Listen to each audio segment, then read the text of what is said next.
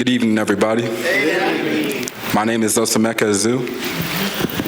And my name is Jaleel, Awini, and we are here to talk to you guys about a very important and relevant topic.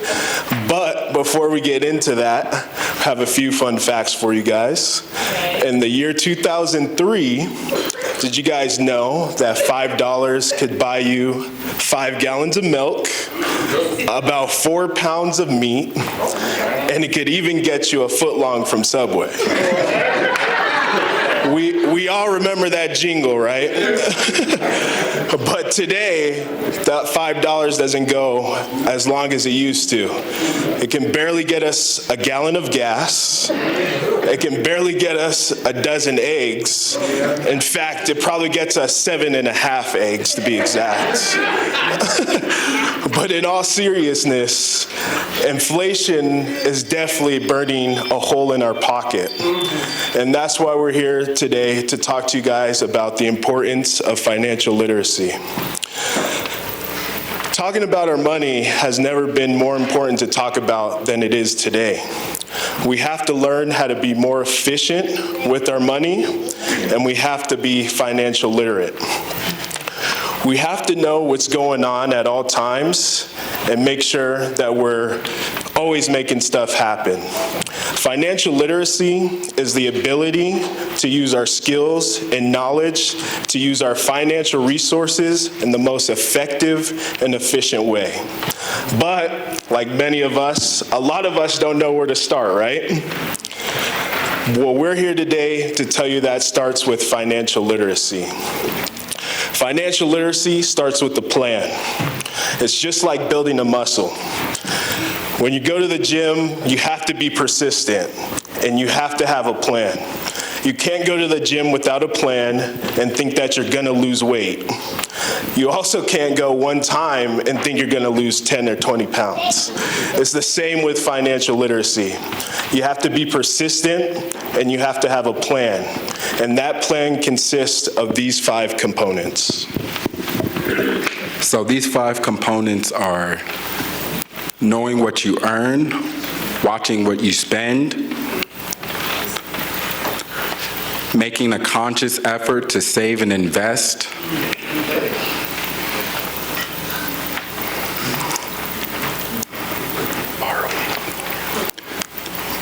borrowing, knowing to look for terms in terms of borrowing money,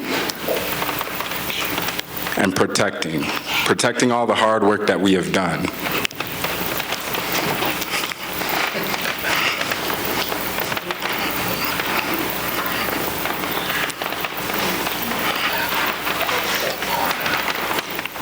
You see,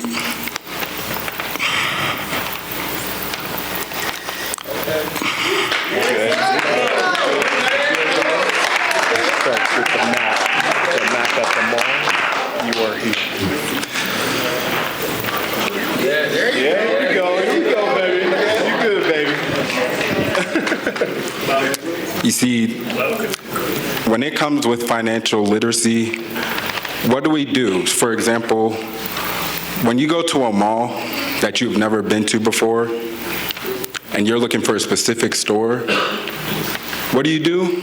You go to a map directory inside that mall, and you look for that specific store on the map. And once you find it on the map, you can't just go from where you are to get to the store. You have to know where you are. Once you locate where you are, then you know which direction you take to get to that store. Exactly. Couldn't said it better myself. It's vital that we know what our starting point is. Just like a GPS, when we put in a destination, it can't tell us how to get there without knowing our starting point. And that starting point, or knowing where you are in financial literacy, is knowing what you earn, creating a budget, and watching how you spend. Knowing what you earn every month and knowing your paycheck will help you create an efficient budget. And then while creating an efficient budget will help you create healthy spending habits. So after we're done paying our bills and things like that, we usually have an excess of money, right? And our instincts tell us, man, let me go get those new Jordan 1s right there, or let me go let me go shopping, or even something little as, let me go get Uber Eats and pay all that extra delivery fees. But we have to get out of that mindset. We have to have the mindset to allow our money to start working hard for us. And that starts with saving and investing. Absolutely. Saving and investing is an essential step in reaching financial literacy and our goals. But oftentimes it's hard to save because what do we do a lot of the times when we get our next paycheck? We're thinking about spending. We look at sales, we look at shoes, trips. I know I kind of want to go on a trip, so I'll just put that. But we often look at materialistic things instead of opting to save. And saving, it doesn't even take as little effort. You can start with saving as little as $1, $2, but it all starts with starting somewhere. But with saving, it all starts with somewhere. We can save in a traditional savings account. We can save in a traditional retirement account.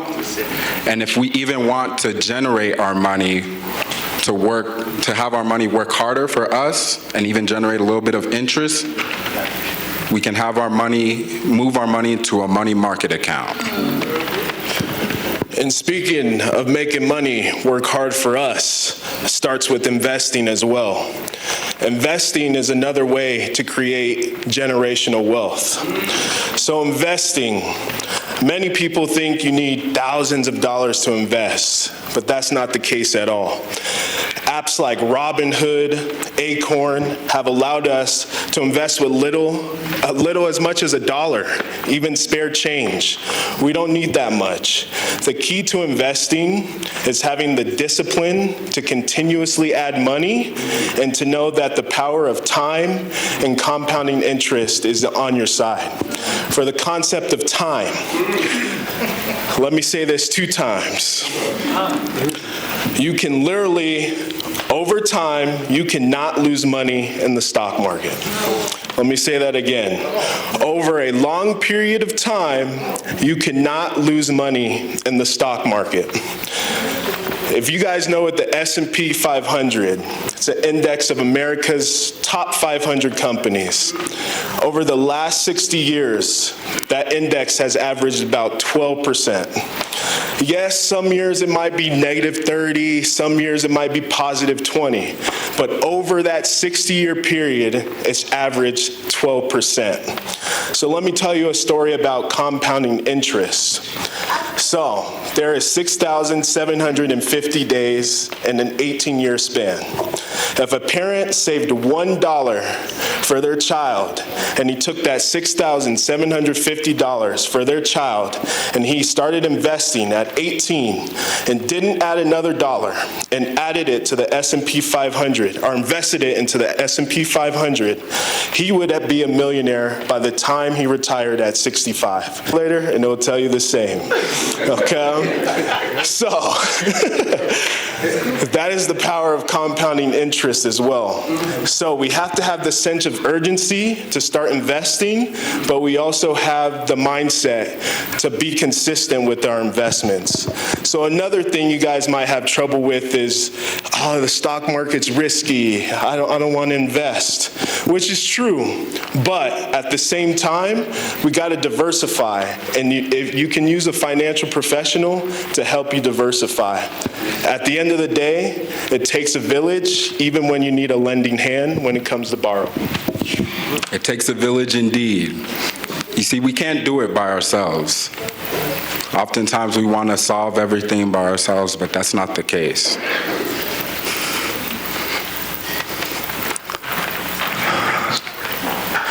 You see, trying not to cry because I'm thinking of back when I was 18 years old. See, I got my first credit card, and I wasn't financially illiterate at all, so it had an $800 credit limit.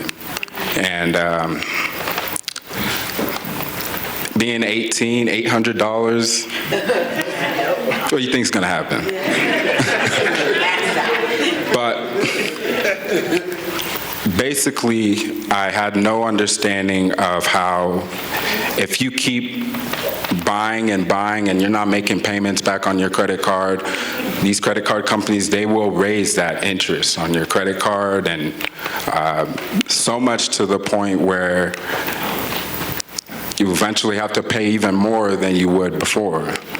And so I went all out with my spending. I wanted to get all the shoes, clothes, watches, PS4 games, you know. But, yeah, I was 18, yeah. But the main thing is,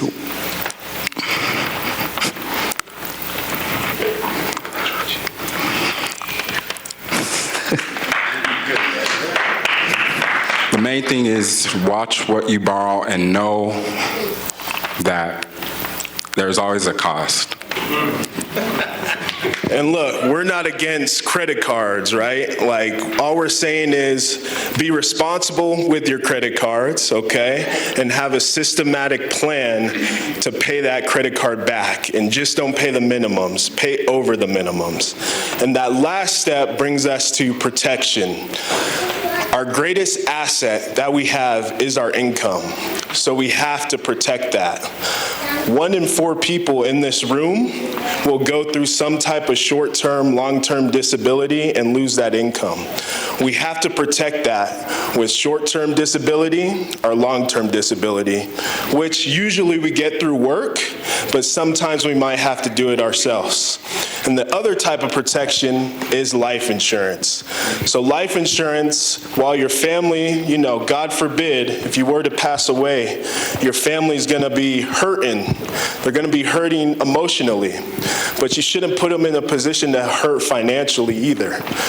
Life insurance is the greatest love letter you can leave for somebody. It says that I love you. With that said, we must know the difference between term and permanent, because one can build you an asset. These are all the components. I know we talked about a lot about financial literacy. It's about a 1,000-foot view. And we can get a lot more granular talking about real estate investing and what accounts generate tax-free, things like that. But we're limited on time. So if you would love for someone to talk to, please come talk to us. We also have another very educated financial professional, Shannon.